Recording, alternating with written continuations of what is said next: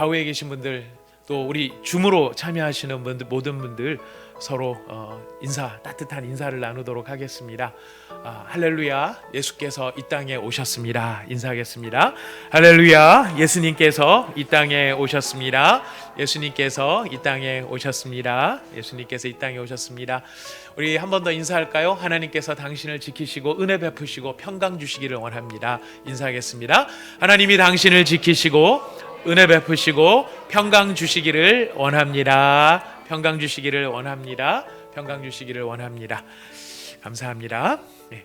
오늘 우리가 함께 은혜 받을 말씀을 이제 봉독하도록 하겠습니다. 요한복음 1장 48절에서 51절까지의 말씀이 되겠습니다. 요한복음 1장 48절부터 51절까지의 말씀입니다. 요한복음 1장 48절부터 51절까지 우리 4절의 말씀을 저와 여러분들께서 함께 나누어서 이 본문 말씀을 읽도록 하겠습니다. 우리가 함께 읽는 이 말씀은 지금도 살아계신 하나님의 말씀입니다. 제가 48절 읽습니다. 나다나엘이 이르되 어떻게 나를 아시나이까? 예수께서 대답하여 이르시되 빌립이 너를 부르기 전에 내가 무화과 나무 아래에 있을 때에 보았노라. 나다나엘이 대답하되 라삐여, 당신은 하나님의 아들이시요 당신은 이스라엘의 임금이로소이다. 예수께서 대답하여 이르시되 내가 너를 무화과 나무 아래에서 보았다 함으로 믿느냐? 이보다 더 큰 일을 보리라. 또 이르시되 진실로 진실로 너희에게 이르노니 하늘이 열리고 하나님의 사자들이 인자 위에 오르락 내리락 하는 것을 보리라 하시니라. 아멘. 네, 참 여러모로 오늘 뜻이 있고 뜻이 깊고 감사하고 감격스러운 날입니다. 오늘은 우리가 어려운 중에서도 성탄 감사 주일로 저희가 지키는 날이고요. 또 한편으로는 저희가 창립 5주년을 맞이하여서 하나님 앞에 감사하는 창립 감사 기념 주일이기도 합니다. 저희들이 원래는 9월 6일이 첫 주일 예배를 드린 날이라 그날을 창립 주일로 늘 지키고 있습니다. 그런데 올해는 우리가 이런저런 우리가 다 아는 사정들로 인해서 2번을 연기를 했었는데요. 그 2번의 연기 가운데 오늘 사실 제일 적게 모일 수밖에 없는 날이 되었습니다. 9월 달에나 아니면은 저희가 특세 끝난 그 주에 모였으면은 지금보다는 조금 더 모일 수 있었을 텐데 그렇지 않고 이제 올해 오늘 저희가 모임을 갖게 되는데 그것도 또한 우리가 지금은 다 알지 못하지만 하나님의 섭리 가운데 하나님께서 뜻하신 바대로 저희들 인도하시는 손길인 줄로 믿고 하나님 앞에 감사를 드립니다. 저희가 날짜로 보면은 이제 오늘이 저희 온사랑의 교회가 첫 창립 감사 예배를 드렸던 날이 2015년 12월 20일이었습니다. 삼성동 비블레스 카페에서 바로 오늘 예배를 드렸습니다. 그날도 주일이었고요.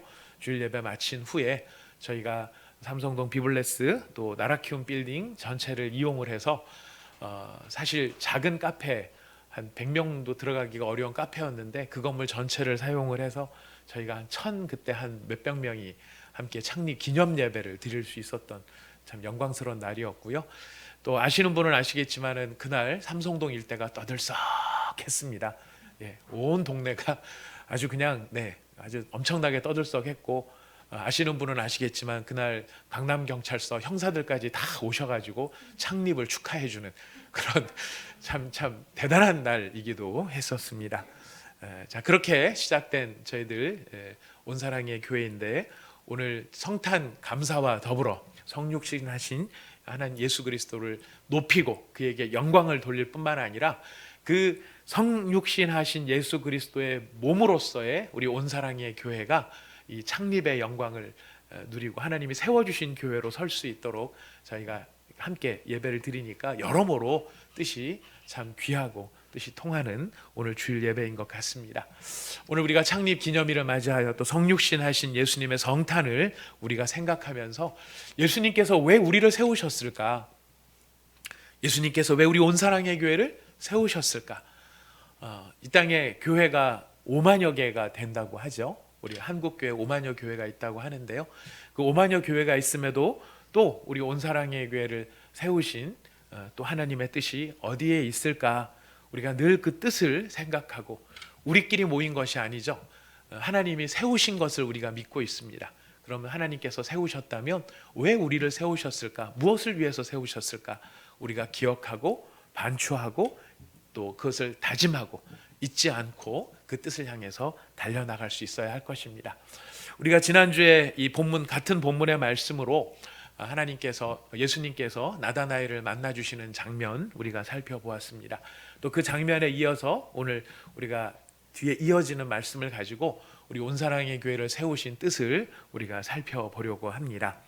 우리가 지난주에는 나다나엘이 예수님을 만나는 감격스러운 장면을 살펴보았습니다. 무화과 나무 아래에 있을 때 보았노라 하는 예수님의 말씀, 그 말씀으로 인해서 나다나엘이 엄청나게 변화하는 것을 우리는 보았습니다. 그 무화과 나무 아래에 있을 때 본 그 나다나엘의 모습, 그 모습을 예수님께서는 이렇게 평가를 해주셨던 것이죠. 네가 사람을 의식하지 않고 사람에게 보이려 하지 않고 오직 하나님께 보이려고 하나님만을 구하였던 자리, 그 자리가 바로 나다나엘이 기도하였던 무화과 나무 아래 자리였었습니다.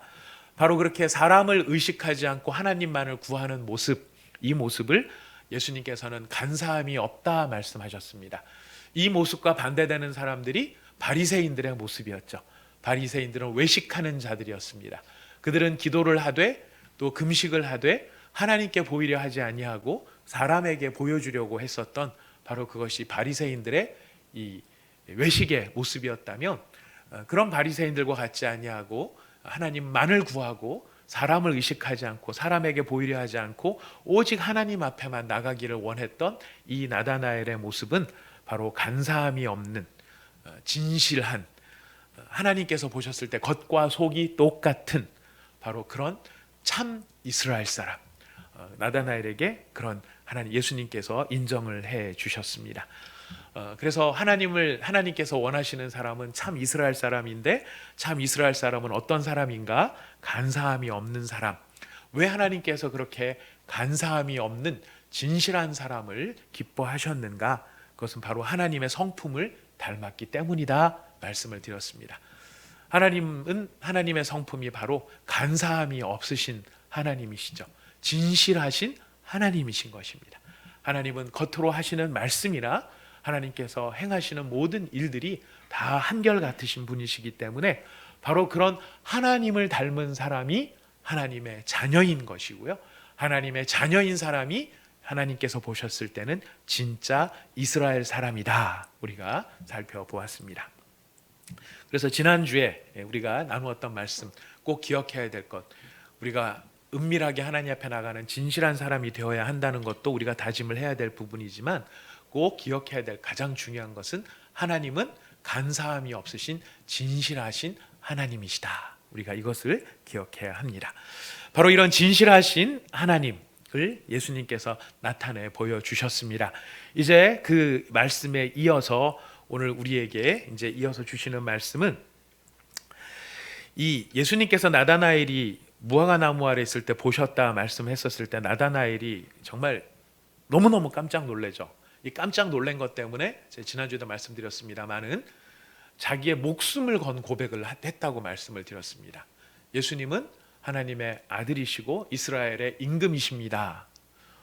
굉장히 예수님을 높여드리는 말이지만 이 말을 고백하려면 어쩌면 자신의 목숨을 걸어야 할 만큼 정말 나다나엘은 완전히 변화되는 일을 지금 이 말씀을 통해서 경험을 했습니다.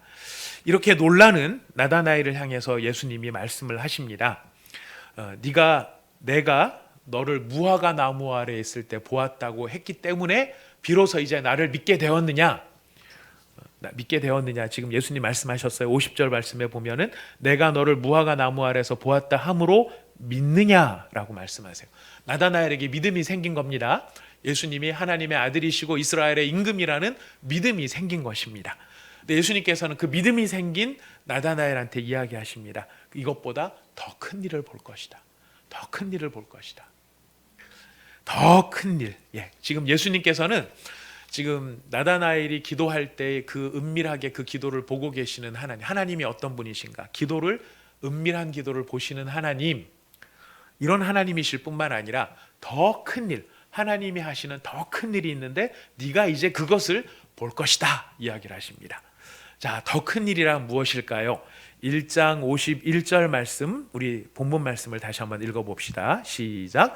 또 이르시되 진실로 진실로 너희에게 이르노니 하늘이 열리고 하나님의 사자들이 인자 위에 오르락 내리락 하는 것을 볼 것이다 라고 이야기합니다. 자, 나다나엘이 보게 되어질 더 큰 일 두 가지. 근데 여기서 나다나엘은요, 나다나엘이라고 하는 한 개인뿐만 아니라 나다나엘로 대표되어지는 그룹들이 있어요. 나다나엘의 가장 중요한 특징, 기억해야 될 것 뭘까요? 한 가지입니다. 그 속에 간사함이 없는 참 이스라엘 사람.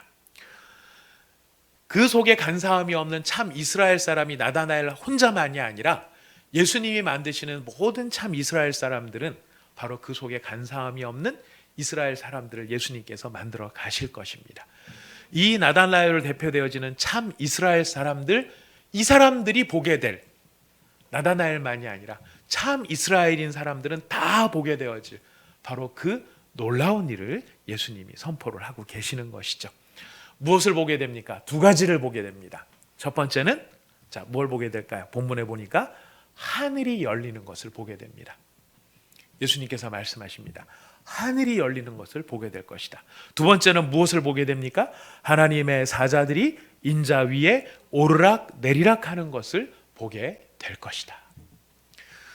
하늘이 열리는 것을 보게 되고 인자 위에 천사들이 오르락 내리락 하는 것을 보게 되는 것.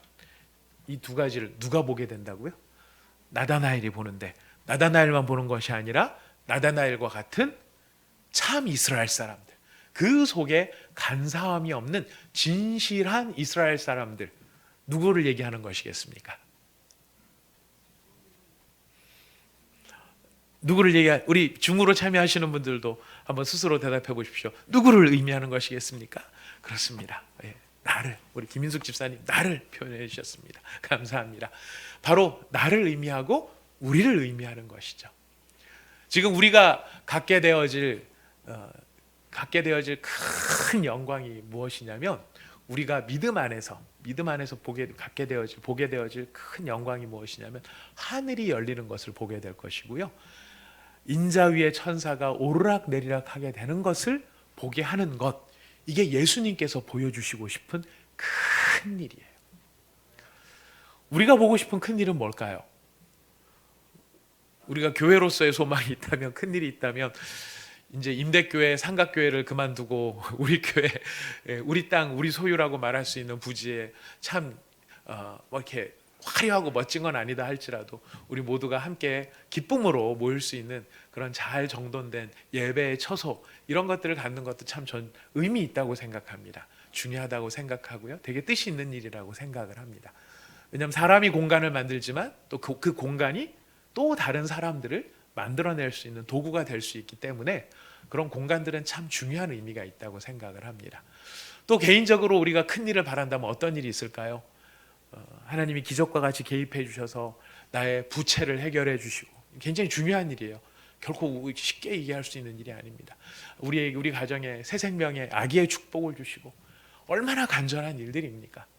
또 우리의 삶 속에서 하나님께서 우리의 기도의 제목들을 들어주셔서 우리를 사용해 주시는 그런 모든 일들을 보는 것, 다 너무너무 귀한 일들입니다. 어느 하나라도 우리가 소홀히 할 수 없는 일들이 될 것입니다.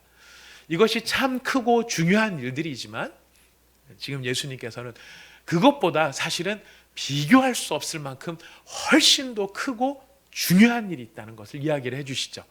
그것이 무엇이냐면 하늘이 열리는 것이고 인자 위의 천사가 오르락 내리락 하는 것을 보게 된다라는 것입니다.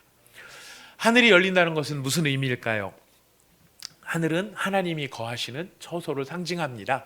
여기서 하늘이라는 것은 우리가 매일 바라보고 있는 저 물리적인 공간으로서의 하늘, 이거 물리적인 공간이죠. 그러나 지금 보통 성경에서 하늘이라고 말할 때는 우리가 보는 물리적인 공간을 넘어서 시간과 공간을 초월해 계시는 영광의 하나님이 거하시는 처소를 의미할 때 하늘이라는 표현을 쓰시는 것이죠. 지금 우리가 보는 하늘들은 다 시간과 공간 안에 제약을 받는 제한된 장소들입니다. 피조물일 뿐입니다. 하지만 그런 피조물의 세계를 초월하신 하나님을 이야기할 때 또 하늘이라는 표현을 쓰게 되는 것이죠. 하나님의 영광이 찬란하게 빛나는 곳이고요. 죄와 악은 조금도 거할 수 없는 곳이고요. 죄인은 그 영광 가운데 감히 설 수조차 없는 참된 의와 참된 희락이 가득한 곳. 근데 안타까운 것은 그곳은 죄인에게는 닫혀 있는 곳입니다. 죄로 오염된 세상과 피조물, 죄로 오염된 사람들에게는 막혀 있었던 곳, 바로 그것이 하나님이 거하시는 영광의 처소, 곧 하늘이었다는 것입니다. 바로 이런 하늘이 열린다. 하나님이 거하시는 그 처소가 열린다. 누구에게 열리는 것일까요? 지금 예수님께서 그 얘기를 하고 계시는 겁니다. 이거는 장소적으로만 열리는 것이 아니죠. 지금 예수님께서 하늘이 열리는 것을 보게 된다라고 하셨던 그 의미에는 그 장소가 오픈이 되려면 누가 허락을 해주셔야 되겠습니까? 그 장소의 주인이신 하나님이 허락을 해주시는 것이고, 하나님이 그렇게 허락하신다라는 것은 하나님이 그 마음으로 죄인들을 용납하시고 죄인들을 받아들여 주시고 죄인들이 하나님의 영광 가운데 들어올 수 있도록 하나님께서 그의 마음을 활짝 여시는 것이고, 그가 요구하신 모든 공의가 이루어진다라고 하는 것을 우리에게 알려주시는 것입니다. 이것은 성경에서 첫사람 아담의 죄로 말미암아 인간이 경험했던 가장 비극이 생명나무로 가는 길이 막혔던 것이죠. 여러분 기억하실 겁니다. 하나님께서 아담과 하와를 에덴 동산에서 쫓아내셨어요. 이유는 한 가지였습니다. 생명나무로 가는 길을 막으셨던 것입니다. 에덴 동산에 있었던 무슨 과일을 못 먹게 하는 그런 게 아니고요. 그 가운데 못 살게 하는 게 아니고 핵심은 생명나무로 가는 길이에요. 근데 그 생명나무가 언제 회복이 되느냐면은 요한계시록 22장에서 회복이 되는데, 또 그가 수정같이 맑은 생명수의 강을 내게 보이니 하나님과 및 어린 양의 보좌로부터 나와서 길 가운데로 흐르더라. 강 좌우에 생명나무가 있어 12가지 열매를 맺되 달마다 그 열매를 맺고 그 나무 잎사귀들은 만국을 치료하기 위하여 있더라 이야기합니다. 그런데 이 생명나무가 어디에 있느냐면은 새 하늘과 새 땅, 그리고 하늘로부터 내려오는 새 예루살렘 성에 이 생명나무가 있는 것으로 성경은 묘사를 하는 것이에요. 그 생명나무로 가는 길이, 지금 생명나무가 어디에 있냐면 바로 하나님이 거하시는 그 영광의 처소 가운데 생명나무가 있는 것이죠. 지금 하늘이 열렸다, 요한복음의 이야기죠. 요한계시록에서 표현하는 그 생명나무의 길, 생명나무의 길은 바로 요한복음 1장에서 이야기하고 있는 하늘이 열렸다라고 하는 그 말과 의미가 통하는 말인 것입니다. 이렇게 하늘문이 열리고 생명나무로 가는 길이 활짝 열리고 하나님께서 인간을 용납하신 그 모습은 무엇이 전제되어야 되느냐면은 하나님과 화평이 이루어졌다. 하나님과 화평이 이루어졌다. 이것을 표현하는 말이 하늘이 열렸다라는 말이 되는 것입니다. 여러분, 갈등은 우리 삶의 일상의 모습을 좀 보면은 갈등은 사실 어디에나 있습니다. 예기치 않은 상황 속에 갈등은 폭발을 합니다. 그리고 우리가 방심하고 있을 때 그 갈등은 우리를 쓰나미처럼 덮치는 경우도 있습니다. 우리를 화가 나게 만들고 어이없게 만들고 서로 싸우게 만드는 그런 갈등이 우리 가운데 존재하죠. 여러분, 이런 경험들이 있으시죠? 좀 전까지만 해도 함께 웃던 배우자가 갑자기 시뻘겋게 달아서 막 이렇게 분노하고 있는 그런 경험들 해보신 적 있으신가요? 아멘. 당하기만 당했나요? 참 기분 좋게 얘기를 하고 있는데 어느 순간인가 제가 막 분노를 하고 있고 역정을 내고 있는 모습들도 우리는 볼 수 있습니다. 아빠 하고 했던 그 딸아이가 갑자기 막 발을 쿵쾅거리면서 자기 방으로 쑥 들어가 버립니다. 그리고 마음으로 아빠 미워 막 이러면서 속으로 궁시렁거릴 수도 있죠. 우리 회사에서도 아마 그런 일들이 있으실 것 같은데요. 기분 좋게 시작했던 회의가 30분도 안 돼가지고 서로 말꼬리 잡히지 않으려고 경계하고 토론은 막다른 길에 딱 부딪히고 회의가 끝나고 나면 사람들은 고개를 절레절레 흔들면서 이렇게 나오는 경우들이 있을 수 있습니다. 다 예기치 못한 상황에서 벌어지는 일들인데 그게 특별한 경우에만 해당되는 게 아니라 우리가 삶 속에서 보편적으로 경험을 하는 것이, 갈등이 늘 지배하는 것이 우리들의 모습이라는 것입니다. 그런데 이런 갈등은 오늘날에만 존재한 게 아니라 고대 세계에도, 아주 옛날 사람들도 늘 이런 갈등들 속에 살았다는 것이에요. 이 갈등이 어떤 면에서 보면은 인간의 존재의 어떤 특성이기도 하고요, 아니면 아예 인간의 근본적인 모습이 아닌가 싶을 만큼 이 갈등을 일으키는 인자는 우리 속에 가득 들어있는 것 같아요. 이게 어느 정도로 심각한가를 생각을 해봤더니, 여러분, 신화, 고대 사람들이 만든 우주관이에요. 시간에 대한 이야기고 이런 것들이 있어요. 그리스 신화, 로마 신화, 우리나라에도 신화가 있죠. 이런 여러 가지 신화들이 있는데 이 신화들을 여러분 가만히 들여다보면 아주 재밌는 걸 발견할 수 있어요. 거의 대부분, 저도 인도 신화도 인도에 단기 선교 갔었을 때 들어봤는데 아주 거기도 신화가 찬란하더라고요. 거기도 다신교고, 그리스 로마도 다 다신교고. 그런데 이런 신화들의 공통점이 뭔지 아십니까? 이 신화들의 모든 이야기의 시작은 신들의 전쟁으로 시작한다는 것이에요. 착한 신이 있고 나쁜 신이 있었는데 열심히 싸워가지고 세상이 그 싸움 덕분에 태어난 것이다, 이렇게 설명들을 합니다. 일본 신화도 마찬가지. 다 들여다보면은 모든 이야기의 시작은 신들의 다툼 혹은 갈등, 이것으로 시작이 돼요. 한 번도 그런 생각을 안 해봤는데 유심히 보니까 그렇더라고요. 이게 뭘 의미하는 것일까요? 그런 신화들을 인간이 만들어낸 이야기들은 인간의 본성을 반영을 하는 것이죠. 본성을 반영하는 그 이야기들은 보니까 그들이 이 인간의 상상으로 만들어낸 신들은 공통점이 다 사람 같아요. 그리스 로마 신화가 대표적이죠. 막 애도 낳고요, 막 이상한 나쁜 짓도 저지르고요, 거짓말도 잘하고요. 신들이 막 신 안 같아요. 근데 그런 모습이 다 투영되어 있는 게 자기 인간 내면의 투영이고 반영이기 때문에 그렇습니다. 그만큼 갈등이라는 것은 고대 사람들이나 지금이나 다 똑같이 그런 것을 경험을 하는데, 제가 이 말씀을 드리냐면 참 특이하게도 성경의 창조의 이야기만은 다르더라라는 것이. 성경이 말하는 창세기의 이야기는 갈등으로 시작하는 게 아닙니다. 하나님과 피조물의 평화로부터 모든 이야기가 시작이 됩니다. 하나님께 창세기 1장을 마무리하시면서 하셨던 하나님의 이야기의 결론은 무엇이죠? 쉼이 좋았더라 하는 것이. 쉼이 좋았더라. 하나님 나라의 이야기, 하나님께서 시작하신 하나님 나라의 이야기의 첫 시작은요, 갈등과 싸움으로 시작하는 게 아니라 질서와 조화 그리고 평화예요. 모든 피조물과 모든 인간들이 각자 제 위치에서 하나님께 마땅한 찬송을 드리고 있는 상태, 이것이 평화예요. 그들이 다른 곳으로 가 있거나 다른 위치로 이렇게 어긋나 있는 게 아니에요. 있어야 될 자리에 있으면서 마땅히 해야 될 찬송을 돌리고 있는 것, 이것이 하나님이 처음 세상을 만드셨을 때의 모습. 그 모습을 이스라엘 사람들은 두 글자로 샬롬이라고 표현을 했어요. 샬롬이 평화죠. 평화의 참뜻이 무엇이냐면 모든 것이 있어야 될 자리에서 마땅한 역할을 제대로 하고 있다, 이것이 샬롬이에요. 이렇게 천지 창조를 하신 창조의 세계가 평화롭고 아름다운 이유가 어디에 있었는가? 그것은 바로 삼위일체 하나님의 성품을 반영하고 있었기 때문이었습니다.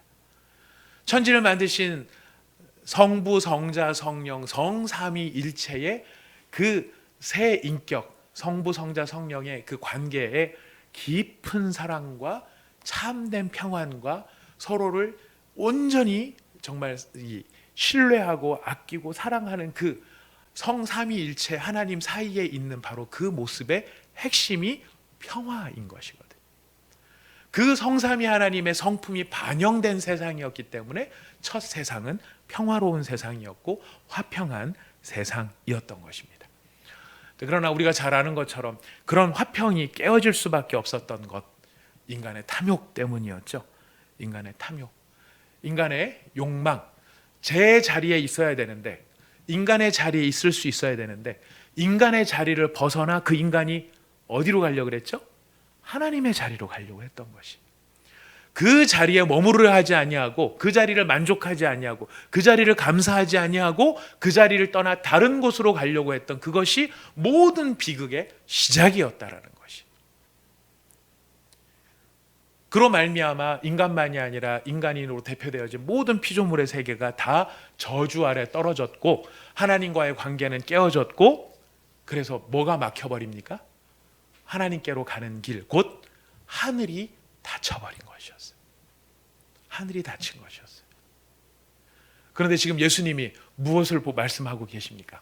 어떤 놀라운 선포를 하고 계시냐면 그렇게 닫혀졌던 하늘이 다시 열리는 것을 보게 될 것이다. 그 하늘이 열려 하나님 앞에 나가 하나님의 영광과 하나님이 가지셨던 성삼위 하나님께서 가지셨던 그 온전하신 평화와 사랑을 하늘문이 열리면서 누가 다시 누리게 될 것을 말씀하시냐면 바로 하나님의 사람들. 어떤 사람들입니까? 그 속에 간사함이 없는 진실한 참 이스라엘 사람들이 그 평화를 이제는 회복하게 될 것이다.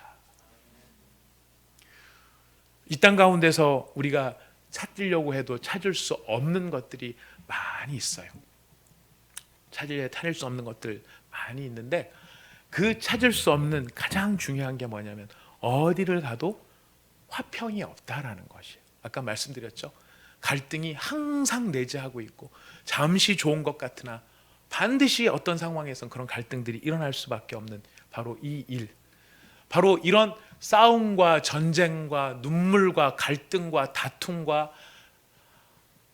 착취와 억압, 핍박이 존재할 수밖에 없는, 이게 꼭 무슨 공권력에 의한 연약한 사람들만의 문제가 아니에요. 아주 친밀한 가족 안에서도 보면은 그 안에서 누군가가 누군가를 빨아먹고 있는 진정한 화평이 아닌 이런 모습들을 우리는 보게 된다는 것입니다. 지금 예수님께서 네가 하늘이 열리는 것을 보게 될 것이다. 다른 게 아니라 화평이 찾아올 것이다. 하나님과 인간 사이에 화평이 찾아올 것이다. 그리고 그 화평이 어떻게 되는 것입니까? 이 세상 가운데 참된 이스라엘을 통하여 그 화평이 번져나가게 될 것을 이야기하고 계시는 것이죠. 예수님께서 하늘이 열리는 것을 보게 될 것이다. 오늘 우리가 이 말씀을 우리가 잘 기억할 필요가 있습니다. 여러분, 이 말씀이 왜 중요하냐면요, 우리가 이 두 번째 대지는 성탄절에 생각을 하도록 하겠습니다. 성탄절에 이게 누가 하늘을 열 수 있는가? 하늘이 열린다 이렇게 말씀하셨는데 누가 그 하늘을 열게 될 것인가? 달리 말하면 누가 화평을 이룰 것인가? 이 질문이 우리에겐 여전히 남아 있고요. 그렇다면 하늘이 열리는데 누구에게 열릴 것인가? 이 질문도 우리가 남겨놓은 질문입니다. 우리가 창립 기념주의를 맞이했기 때문에 툭 건너뛰어가지고 적용으로 바로 건너갑니다. 적용으로 건너가는데요. 이 질문이에요. 우리 교회가 왜 존재를 하느냐라는 것이에요. 하나님께서 이 땅에 성도들을 부르셨고 그 성도들로 말미암아 교회를 이루게 하셨습니다. 그렇다면 예수님께서 왜 교회를 세우셨을까? 구원받는 사람들, 천국 갈 사람들 다 한 대 모아놓고 나중에 부르실 때 한꺼번에 싹 들어가기 편하게 그렇게 부르셨을 수도 있겠지만은요, 진짜 중요한 이유가 있어요.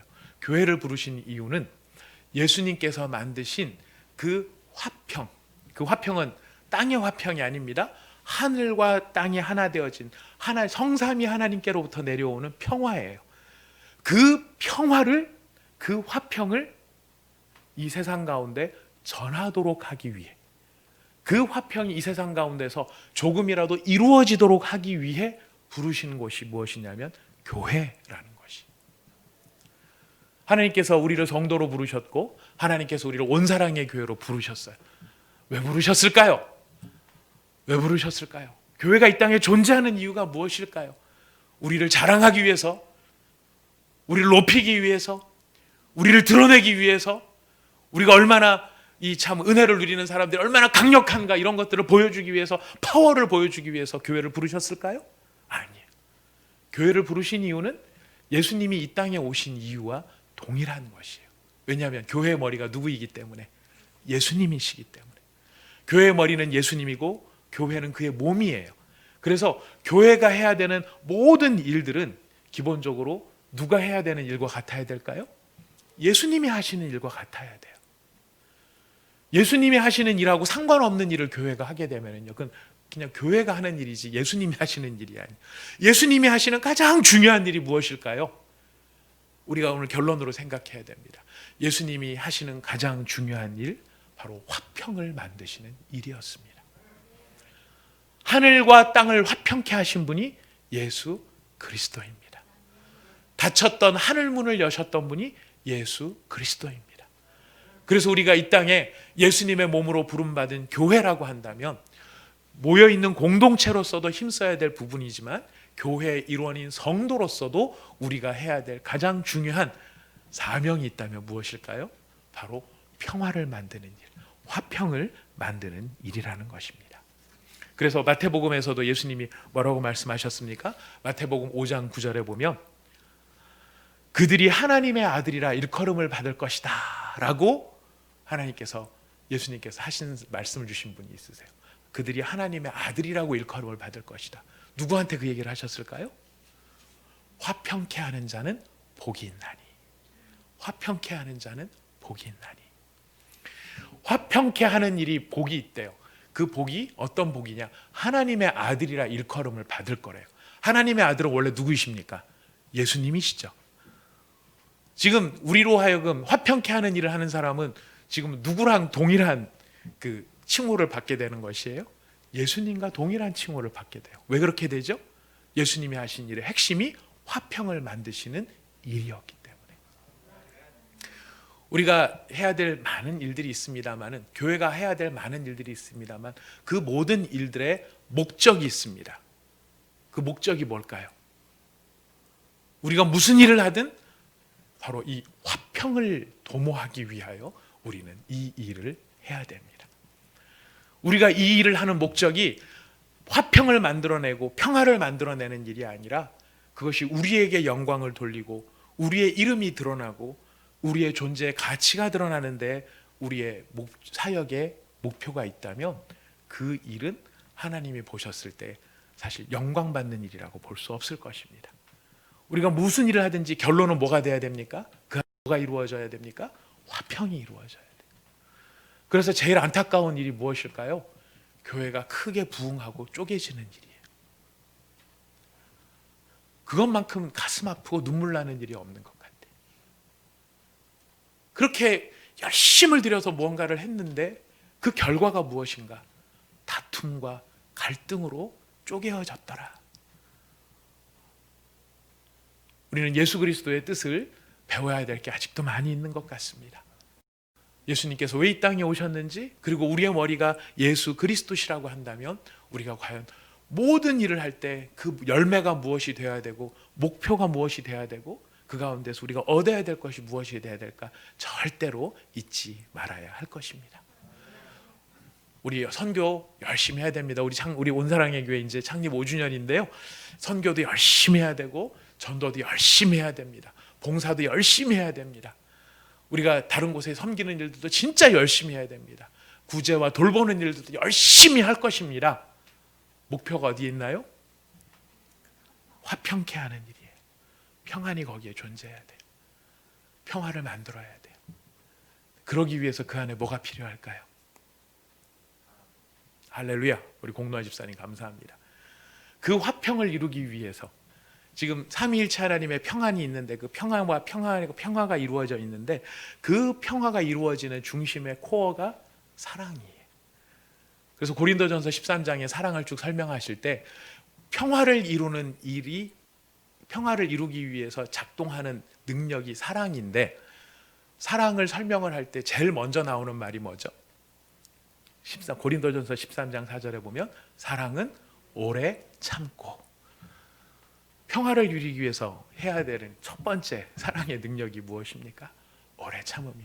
그 사랑이 설명이 끝이 뭘로 끝나는지 기억나시나요? 13장 7절이에요. 모든 것을 견디느니라. 오래 참음으로 시작해서 모든 것을 견디는 것으로 끝나는 것이 사랑이에요. 그런 사랑이 있을 때 뭐가 이루어집니까? 평화가 이루어지는. 죄인을 오래 참으시고 그래서 죄인을 끝까지 견디신 그 사랑이 있으셨을 때 우리 가운데 구원의 영광이 나타났다라는 것입니다. 우리 온사랑의 교회가 예수님의 성육신을 감사하는 오늘 성탄 감사 주일과 더불어 창립 5주년을 기념하면서 이제 우리 5살인데 좀 있으면 초등학교 입학하는데 좀 유치원 가겠구나 좀 하는데 우리가 그렇게 연수가 막 높아지면서 우리가 잊지 말아야 될 목표가 있어요. 그 핵심적인 목표 샬롬입니다. 하나님의 하늘이 열리는 그 일을 우리가 몸된 교회로서 해야 됩니다. 하늘을 여는 평화를 이루는 일을 해야 됩니다. 그 일을 하기 위해서 우리가 실천적으로 다짐해야 될, 우리가 연습해야 될 게 있다면 무엇일까요? 사랑이라는 것이죠. 오래 참음으로 시작해서 끝까지 견디는 것으로 끝나는 바로 그 일. 여러분, 가정의 평화도 이래서 이루어지는 것입니다. 배우자와의 갈등, 서로 간에 남보다 못한 사이가 되는 그런 관계들이 있을 수 있어요. 살다 보면 그런 일이 우리 가운데 안타깝지만 있을 수 있어요. 그런데 그 가운데 평화를 만들어낸 힘이 어디서부터 나올까요? 예수님의 마음을 가진 누군가가 평화를 이루기 위해서 오래 참고 끝까지 견디는 사람이 있을 때 그 가정에 평화가 찾아오는 것입니다. 갈등이 깊었던 배우자의 관계가 회복이 되는 것이고요. 공동체가 건강하게 서가는 것도 예수님의 마음을 가진 누군가가 오래 참음으로 시작해서 끝까지 견디는 일이 있을 때 그 공동체에 예수의 영광이 나타나게 되고 하늘이 열리는 일이 일어나게 될 것입니다. 우리 온사랑의 교회가 이런 교회가 되기를 소원합니다. 온사랑의 교회에 속한 모든 지체들이 이런 지체들이 다 될 수 있기를 바라겠습니다. 우리는 하늘이 열리는 것을 보게 될 사람입니다. 이미 본 사람들이죠. 본 사람들이고요. 또 그 일을 이루기 위해 부름받은 사람인 것을 우리가 기억합시다. 그리고 오래 참음과 끝까지 견딤으로 이 아름다운 일들을 이루어 갈 수 있기를 부탁드리겠습니다. 우리 다 함께 같이 잠시 한 1분간 기도하도록 하겠습니다. 하나님께서 우리를 부르신 것은 화평을 위해서 부르셨다라고 성경은 이야기합니다. 그 화평, 그냥 이루어지는 화평이 아니고 오늘 예수님의 말씀에 보니까 하늘이 열리게 되는 것을 볼 것이다. 하늘이 열리는 것을 보게 될 것이다. 하나님과 사람이 화평할 수 있었고 그 화평함 때문에 그 능력이 우리 가운데서 흘러나가게 되는 것이지요. 우리를 구원하셔서 하늘의 평화를 누리게 하신 하나님께 먼저 감사드립시다. 그리고 예수 그리스도의 몸으로 부름받은 우리가 이 화평의 일을 잘 감당할 수 있도록 우리 가운데 사랑의 충만함을 허락하여 주시옵소서. 우리 온사랑의 교회를 위해서, 이 땅의 모든 교회들을 위해서, 가정들을 위해서 기도하도록 하겠습니다. 다 함께 기도합시다. 하나님 아버지, 참으로 감사합니다. 오늘 저희가 성탄 아버지 하나님을 맞이하여 성탄 주일을 저희가